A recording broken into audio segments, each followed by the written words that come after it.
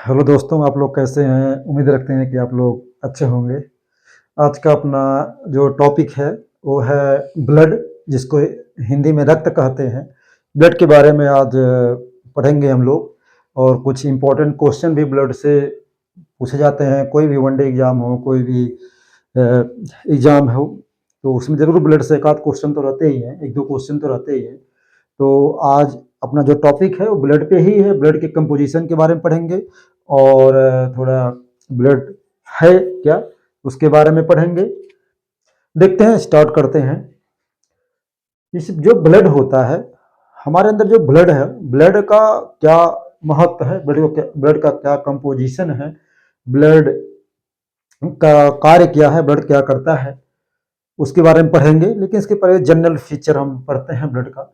Blood क्या होता है? Blood is a liquid connective tissue. Blood क्या है? Blood is a liquid connective tissue. Blood जो होती है एक लिक्विड कनेक्टिव टिश्यू, यानी हमारे शरीर में जो होती है ब्लड जो होती है एक नलिकाएं के जो वाहिनियाएं होती हैं, जो वेन्स होती हैं, आर्टरीज होती हैं, उनके थ्रू जो होता है हमारे बॉडी में जो होता है ब्लड जो है संचारित होता है पूरा।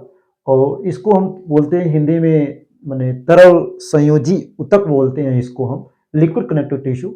Nature of blood is weak basic alkaline, यानी जो ब्लड का जो नेचर होता है, ब्लड का जो नेचर होता है उसका नेचर यानी उसकी प्रकृति कैसा होता है? वीक बेसिक एल्कलाइन, मतलब दुर्बल क्षारीय कह सकते हैं, एल्कलाइन होता है। ब्लड का जो पीएच होता है, ये पूछता है, ब्लड का जो पीएच होता है 7.4, यानी कह सकते हैं कि स्लाइटली एल्कलाइन होता है, माने हल्का क्षारीय होता है।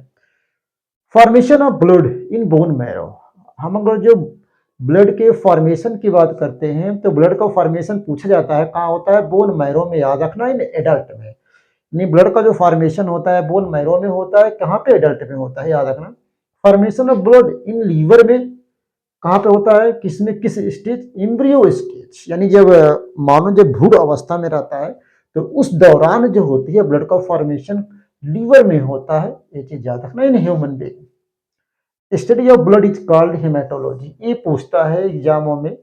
स्टडी ऑफ ब्लड यानी ब्लड की स्टडी को क्या कहते हैं? हेमाटोलॉजी कहते हैं। कंपोजिशन ऑफ ब्लड जो है, ब्लड का संगठन, जो ब्लड होता है क्या कंपोजिशन पढ़ेंगे। जैसे जो ब्लड होता है, ब्लड में पता है एक ब्लड प्लाज्मा होता है, ब्लड होता है प्लाज्मा 55% होता है, कितना? 55%। और ब्लड सेल कितने होते हैं? 45%। अब ब्लड जो प्लाज्मा होता है, ब्लड प्लाज्मा में देखते हैं क्या है? ब्लड प्लाज्मा में वाटर 90% या 92% तक क्या होता है? वाटर होता है। प्रोटीन होता है प्लाज्मा में। प्रोटीन में कौन कौन? एल्बुमिन, अरे globulin, fibrinogen, fibrin, thrombin, prothrombin. अब ग्लोबुलिन में भी कई होते हैं, एल्बुमिन, ग्लोबुलिन, फाइब्रिनोजेंस होते हैं।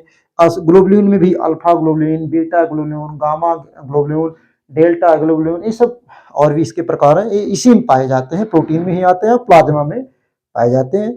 सॉल्ट कितना परसेंट? 0.9% जो होती है प्लाज्मा में साल्ट पाए जाते हैं। ग्लूकोज 0.1% जो होते हैं क्या पाए जाते हैं? ग्लूकोज पाए जाते हैं ब्लड में। और अन्य यानी अदर 2% पाए जाते हैं ब्लड प्लाज्मा में। इसमें इनऑर्गेनिक जो होते हैं, इनऑर्गेनिक्स, वो भी पाए जाते हैं। Sodium, potassium, calcium, magnesium, bicarbonates, ये सब इसमें पाए जाते हैं। अदर में हम अन्य में कहें तो इसमें। और फिर ब्लड, हम सेल की बात करें तो ब्लड सेल में जो होता है, ब्लड में जो ब्लड सेल होता है उसका परसेंटेज कितना होता है? 45% लगभग। कितना होता है? 45% लगभग क्या होता है? ब्लड सेल होता है। और ब्लड सेल में इसकी दो कंपोजिशन है, कौन कौन दो घटक है? कर सकते, एक तो यहाँ पे सारे तीन घटक होते हैं। एक तो आरबीसी होता है, दूसरा डब्ल्यूबीसी होता है, तीसरा क्या होता है? प्लेटलेट। यानी दूसरा क्या? डब्ल्यूबीसी, और ये तीसरा प्लेटलेट। यानी आरबीसी, डब्ल्यूबीसी और प्लेटलेट्स। आज हम देखेंगे आरबीसी का क्या कार्य है। जैसे आरबीसी, ये कह सकते हैं कि आरबीसी जो टोटल परसेंट, जो 45% जो ब्लड सेल है, जो ब्लड में 45% ब्लड सेल पाया जाता है, इसका अगर जो हम परसेंटेज निकालें तो 44% जो होता है आरबीसी होता है। इसका परसेंटेज इसमें ब्लड सेल में सबसे ज्यादा आरबीसी की संख्या सबसे ज्यादा होता है। आरबीसी का संख्या क्या होता है, सबसे ज्यादा होता है। लेकिन हम साइज की बात करें तो आरबीसी की साइज सबसे छोटी होता है, सबसे छोटा होता है। तो अब इसे देखते हैं, आरबीसी जिसको हम रेड ब्लड सेल बोलते हैं, और इसका जो साइंटिफिक नेम होता है वो क्या होता है, इरिथ्रोसाइट होता है। वैज्ञानिक नेम क्या होता है, इरिथ्रोसाइट होता है। इसका जो फॉर्मेशन होता है बोन मैरो में होता है। डेड कहाँ होता है, स्प्लीन, इसको हिंदी में बोलते हैं प्लीहा। लाइफ स्पैन 120 डे, यानी जो आरबीसी का जो लाइफ स्पैन है, जीवन काल है, 120 दिन का होता है। जिस दिन बना उसके बाद उसका फॉर्मेशन जो हो गया, उसके बाद इसका 120 दिन तक वो रहेगा, उसके बाद डेथ हो जाएगी।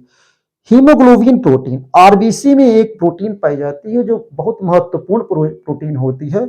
इसका नाम है हीमोग्लोबिन प्रोटीन, और हीमोग्लोबिन प्रोटीन आरबीसी में ही पाया जाता है। और ये जो हीमोग्लोबिन प्रोटीन है, यही हीमोग्लोबिन प्रोटीन हमारे बॉडी में ऑक्सीजन का क्या करता है, ट्रांसपोर्ट करता है एक जगह से दूसरी जगह। हमारे बॉडी पार्ट में हर जगह जो होता है, जो ऑक्सीजन का जो परिवहन होता है वो हीमोग्लोबिन के थ्रू ही होता है। हीमोग्लोबिन जो होते हैं ये भी कई प्रकार के होते हैं, 4 प्रकार के होते हैं, HbA1, HbA2, HbF और HB एक और होता है, 4 प्रकार के होते हैं। उसके बाद जो न्यूक्लियस होता है, जो न्यूक्लियस इसमें एब्सेंट होता है, यानी फॉर्मेशन के बाद न्यूक्लियस इसमें क्या होता है, खत्म हो जाता है, न्यूक्लियस नहीं रहता, एब्सेंट रहता है। और आरबीसी का जब संख्या जो होता है, एनीमिया रोग होता है कब, जब इसका संख्या जो होती है आरबीसी की संख्या, याद रखना, नॉर्मल से जब कम होता है तो एनीमिया रोग होता है। लेकिन जब नॉर्मल से ज्यादा होता है आरबीसी की संख्या, तो क्या होता है, पॉलीसाइथीमिया रोग हो जाता है। उसके बाद डब्ल्यूबीसी होते हैं।